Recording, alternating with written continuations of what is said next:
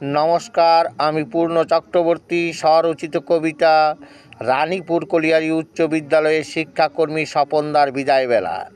চাই না এমন আসুক ফিরে আমার বিদায়ের সেক্ষণ, মনের মধ্যে বাজবে সদাই ছাত্রছাত্রীদের কোলাহল আর গুঞ্জন।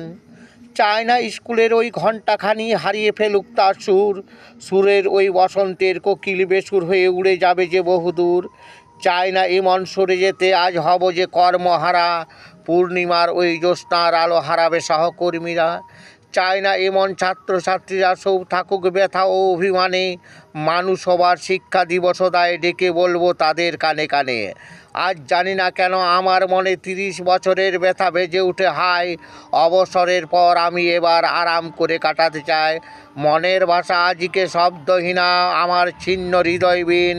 কেমন করে বলবো বলো আজ এই বিদায়ের দিন।